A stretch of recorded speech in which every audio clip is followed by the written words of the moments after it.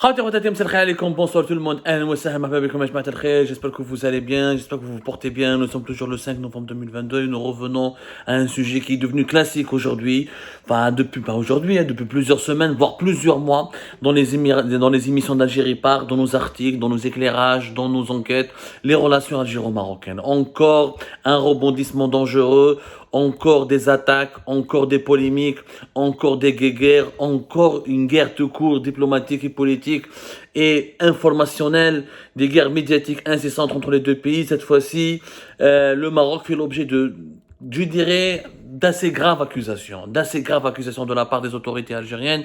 Et je pense il vaut mieux que les autorités marocaines, il vaut mieux que le palais marocain et le cabinet royal de Mohamed VI répondent à ces accusations, parce que l'agence de presse algérienne, l'APS, a publié le vendredi hier 4 novembre, c'était un vendredi, le jour du Seigneur en Algérie, dans le pays musulman, et bien le vendredi, l'APS n'a pas chômé.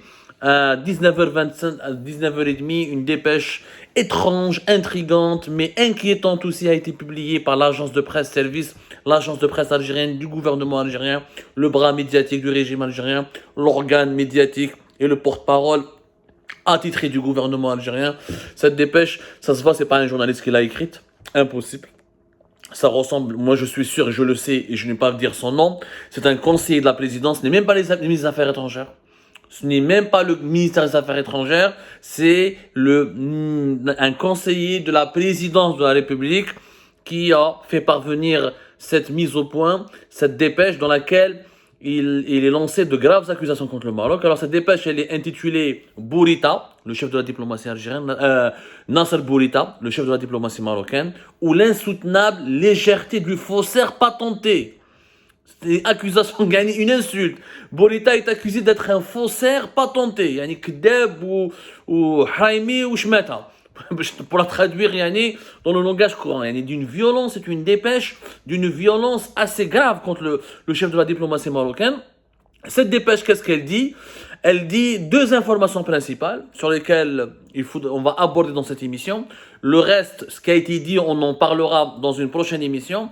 Mais là, deux informations principales qui pour le moment n'ont pas encore fait réagir le Maroc, mais j'aimerais bien avoir une réaction officielle des autorités marocaines, parce que cette dépêche, elle dément officiellement que le président algérien ait reçu une invitation de la part de Mohamed VI pour se rendre à Rabat, tel qu'il a été déclaré le 2 novembre dernier, le dernier jour du sommet des chefs d'État de la Ligue arabe, par Nasser Bourita au micro de l'AFP, dans une déclaration à l'AFP, l'agence France Presse, l'une des agences de presse internationales les plus influentes du monde avec Reuters et AP. Et il a fait une déclaration dans laquelle il a dit que, soi-disant, selon lui, en tout cas selon Nasser Bourita, Mohamed VI lui a adressé une invitation pour venir dialoguer correctement à Rabat pour parler des problèmes algéro-marocains.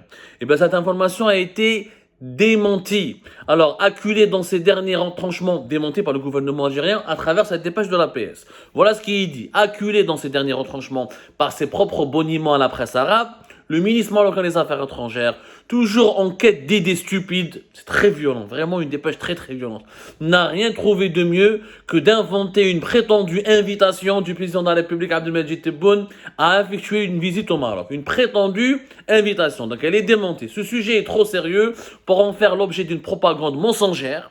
Donc les autorités algériennes accusent Nasser Bourita d'avoir menti, d'avoir diffusé une fake news à l'AFP que, soi-disant, d'après l'APS, Abdelmadjid Tebboune n'a jamais reçu d'invitation de la part de Mohamed VI. Il n'a jamais été question d'une invitation adressée au président de la République Abdelmadjid Tebboune. Ce sujet est trop sérieux pour en faire l'objet d'une propagande mensongère. En fait, cette manœuvre grossière et peu élégante, qui ne trompe personne, n'est qu'une justification maladroite de la dérobade de dernière minute du roi Mohamed VI. Donc, les autorités algériennes accusent le chef de la diplomatie marocaine de mensonge, de manipulation et pire encore, de désinformation. Nasser Bourita devrait s'expliquer. Non pas pour aggraver la polémique, attention, on n'est pas les partisans de la polémique, mais on aimerait bien savoir est-ce que le Maroc a officiellement invité Abdelmadjid Tebboune, oui ou pas. Parce que quand on invite, d'abord quand on est chef de la diplomatie d'un pays, on ne peut pas donner une fausse information à l'AFP. Moi, ça m'étonnerait que Nasser Bourita ait inventé ça dans un jeton raso. Moi, je mets beau les sites là à l'AFP. Cette information, d'ailleurs, elle a été diffusée et répercutée à travers plusieurs titres de la presse internationale. Elle a été massivement commentée par plusieurs titres de la presse internationale. Pas uniquement la presse algérienne et marocaine, et un chef de la diplomatie ne peut pas dire un mensonge, comme le prétend en tout cas, comme l'accuse la PS. Si réellement Nasser Bourita a menti, il a voulu juste se foutre de la gueule des Algériens en leur faisant croire que leur président est invité à Alger, eh ben quand même, c'est un peu inquiétant. Donc on aimerait bien que Nasser Bourita réagisse à cette grave accusation, parce que s'il y a une invitation officielle et que le Maroc il est sincère, c'est aux autorités algériennes de s'expliquer à leur tour. Tu ne peux pas accuser quelqu'un. D'abord, c'est une dépêche qui est insultante. Tu l'insultes d'être un lâche, d'être un manipulateur, d'être un menteur. Quand même, c'est un langage très dur à l'égard d'un officiel d'un État qui était ton invité. Parce que la dépêche, elle a été diffusée le 4 novembre dernier. Le 4 novembre, le 1er et le 2 novembre, le Maroc, comme l'ensemble des 21 autres pays membres de la Ligue arabe, était l'invité de l'Algérie. Et un invité, on lui demande du respect. Maintenant, si tu te dans une dépêche, dans un canal médiatique officiel, c'est pas Nahar, c'est pas Choror, il s'agit d'une dépêche écrite encore une fois par un conseiller de la présidente de la République et diffusée par la PS. Bourita doit s'expliquer pour d'abord les Algériens et les Marocains, on comprend qu'est-ce qui se passe. Est-ce qu'il y a eu oui ou non une invitation officielle que le Maroc a transmis ou que peut-être le Maroc va transmettre dans les jours à venir. Généralement, quand il y a une invitation, il y a le canal diplomatique, il y a une dépêche diplomatique qui est envoyée, un télégramme, il y a un émissaire, comme l'Algérie lorsqu'elle a invité Mohamed VI, le roi Mohamed VI, pour participer au sommet des chefs d'État de la Ligue arabe. Il y a eu un émissaire qui est le ministre de la Justice, Abdelrachid Tabbi, qui est venu jusqu'à Rabat, oui, c'est dans un contexte exceptionnel, dans des circonstances intrigantes, étranges, et il n'a même pas bu un thé, il est resté à peine 1 heure, il a remis une lettre, ensuite il a pris la fuite. Bon, mais en tout cas, il y a eu une démarche qui a été accomplie. Peut-être la démarche a été le strict minimum, le minimum syndical de la diplomatie, mais la démarche, elle a été accomplie. Maintenant, Mohamed Nasser Bourita nous a fait savoir qu'il y a une invitation adressée par Mohamed VI Abdelmajid Tebboune. Est-ce qu'elle a été transmise par le canal officiel diplomatique? Est-ce qu'elle a été transmise via la Ligue arabe, ou est-ce qu'elle va être transmise dans les jours à venir? Mais là, quand même, on est dans une situation délicate et ainsi compliquée, parce que Alger accuse Rabat d'avoir menti. En fait, c'est un piège. L'Algérie dit clairement, c'est un piège que le Maroc veut désinformer, manipuler l'opinion publique internationale en faisant croire qu'il est toujours le gentil, qu'il adresse des invitations qui n'existent pas, prétendue visite, prétendue invitation, pour reprendre la terminologie de la PS, idée stupide.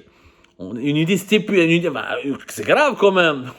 Je sais pas quoi, c'est quand même la PS, c'est pas un site électronique, c'est l'agence de presse de l'État. C'est l'organe médiatique attitré, le porte-parole attitré du gouvernement algérien. Propagande mensongère. Ça veut dire que les autorités marocaines sont en train de mentir. Sont en train de manipuler pas que les Marocains et les Algériens. Ça a été déclaré à l'AFP, c'est pas un journal marocain. Donc, prière à Nasser Bourita de nous expliquer qui dit vrai, qui ment. Est-ce que la démarche du Maroc elle est sincère dans une perspective d'apaisement, dans une perspective de confrontation, pour le dialogue, parce que le Maroc, depuis la rupture des relations diplomatiques entre l'Algérie, avec l'Algérie, décidée par l'Algérie d'ailleurs, unilatéralement, je rappelle, unilatéralement par l'Algérie, à la fin du mois d'août 2021, le Maroc a toujours eu ouvertement, en tout cas publiquement, un langage d'ouverture, de dialogue, des appels des appels au calme, des appels au retour progressif des relations bilatérales. Et le roi du Maroc, il a dit vouloir tendre la main à maintes reprises. Ben là, l'APS et les autorités algériennes et le régime algérien accusent le Maroc de mensonges et de manipulation ordurière et de complot quelque part.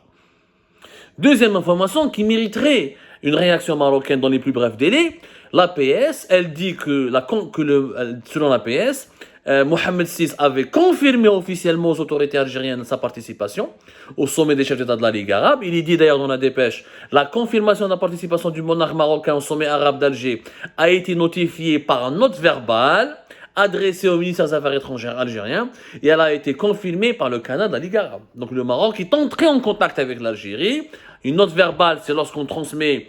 une note verbale, c'est quand on appelle quand on appelle un interlocuteur dans la diplomatie du pays dans lequel on veut aller, ou on envoie un télégramme pour dire voilà, on se prépare à venir, on participe au sommet ou la réunion internationale que vous organisez chez vous. C'est quoi une note verbale? Une note verbale, c'est pas une note officielle, c'est un échange. C'est un type d'échange entre différentes administrations des ministères des Affaires étrangères de deux pays respectifs. Voilà ce que c'est. C'est un échange qui est encadré, qui est réglementé, qui est norme, il a ses normes, il a ses codes, il a ses nuances. On appelle ça une note verbale. En plus, d'après ce que dit d'après ce que dit l'APS, donc ce que dit le régime algérien, ce que dit le pouvoir algérien, ce que dit la présidence algérienne, encore une fois, c'est que le Maroc, le roi du Maroc, il a introduit une demande de survol et d'atterrissage pour 10 aéronefs, 10 avions, devant transporter le roi, le prince héritier, ainsi que le reste de la délégation royale. C'est-à-dire que le Mohamed VI allait venir avec 10 avions à Alger. C'est énorme. C'est quand même, c'est pas un, pas deux, pas trois avions. On parle de 10 avions à Alger. Et c'est les autorités algériennes qui le disent. Comme quoi, ils ont introduit des demandes de survol. Maintenant, l'APS ne dit pas si cette demande a été acceptée. Voilà, c'est une dépêche, c'est vraiment, la dépêche a dit, ils ont fait plusieurs réunions, ils l'ont préparé à l'avance, il y a eu un brainstorming, il y a eu, comment on appelle ça, il y a eu des discussions préalables, parce que la dépêche ne dit pas quelle a été la réaction de l'Algérie. Est-ce que l'Algérie a accepté les 10 avions qui ont été demandés par la délégation par le palais royal marocain? En tout cas, Mohamed VI devait venir, ou avec une grande délégation XXL, c'est énorme. Il voulait certainement frapper un grand coup et frapper un grand coup à Alger et s'imposer comme étant l'invité de marque et l'invité le plus important du sommet des chefs d'État de la Ligue arabe à Alger. Et là, il n'est pas venu à la dernière minute. D'après les autorités algériennes, c'est un scénario qui a été écrit à l'avance. Une dérobade programmée. C'est confirmé dès l'arrivée du ministre marocain à l'aéroport d'Alger, lorsqu'il a commencé à se plaindre du peu d'égards qui lui auraient été réservés alors que le même traitement protocolaire a été accordé à tous ses homologues arabes. La longue série des provocations ne venait que de commencer, tout en refusant de bénéficier de la légendaire hospitalité algérienne. Ce ministre contrefacteur a passé le plus clair de son temps à arpenter les couloirs du sommet à la recherche d'un quelconque journaliste désœuvré pour lui servir ses balivernes, au lieu de participer de manière constructive avec ses pairs à la discussion sur les défis cruciaux auxquels est confronté le monde arabe face à un nouvel ordre mondial en gestation. C'est des graves accusations. Là, les autorités algériennes accusent Bourita de ne pas avoir participé aux réunions sérieuses, de vouloir manipuler, d'avoir tenté de manipuler les représentants de la presse internationale pour semer la zizanie entre les pays arabes et l'Algérie. Il est accusé d'avoir menti et Mohamed VI est gravement accusé parce que les autorités algériennes parlent et je pense qu'ils ont un document. Sinon, ce serait grave de prononcer de graves accusations. Le roi du Maroc devait venir avec son fils Moulay Hassan à bord de 10 avions, une grande délégation, et que c'était juste un mensonge programmé, juste une dérobade, comme dit la dépêche de l'APS, et que Mohamed VI n'avait jamais voulu venir, il avait juste essayé de torpiller le sommet, de faire durer le suspense, de voler la vedette à l'Algérie et d'essayer de perturber l'organisation algérienne de ce sommet des chefs d'État de la Ligue arabe. Voilà ce que dit indirectement, ou presque directement, cette attaque, cette offensive, cette nouvelle offensive médiatique des autorités algériennes contre le Maroc. Je pense que Mbeb Chefafia, ou Mbeb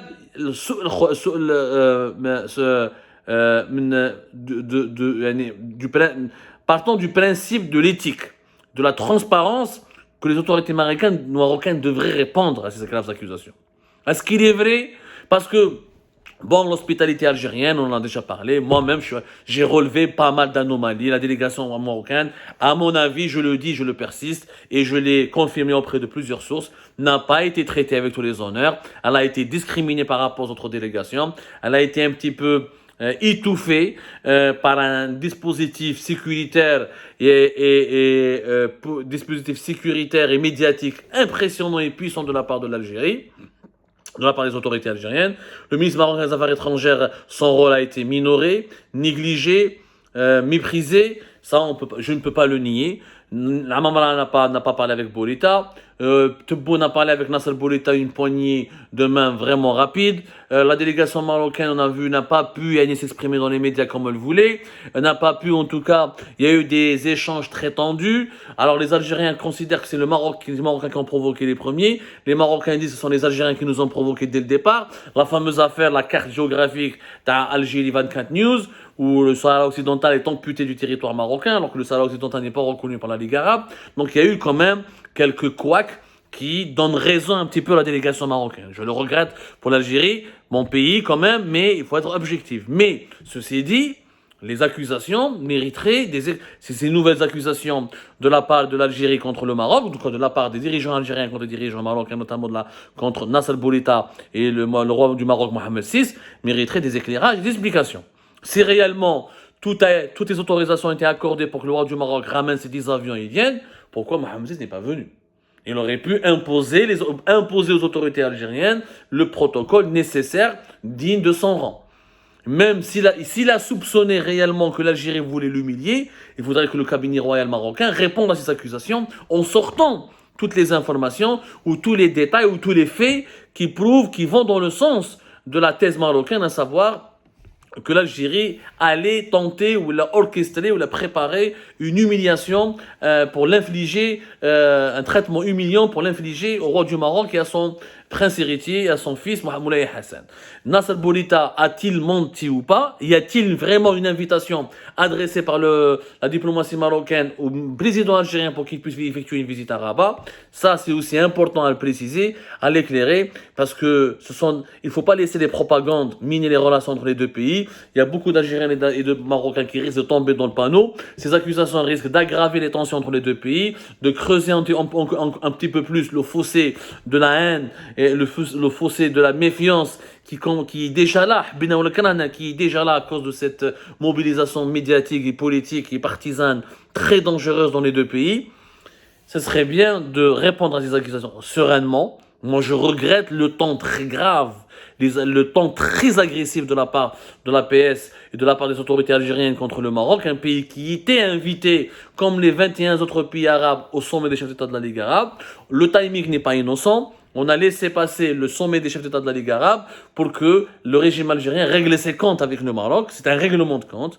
Mais est-ce qu'il est vrai? Est-ce que ce qu'il dit est vrai? Ça, c'est aux autorités marocaines de nous rendre la réponse et on espère qu'elles nous répondront dans les plus brefs délais au nom de la vérité, de la transparence et de l'importance de préserver l'amitié entre les deux pays et pour ne pas laisser les manipulateurs et les propagandistes, encore une fois, aggraver ce climat très hostile, très inquiétant, très froid entre l'Algérie et le Maroc.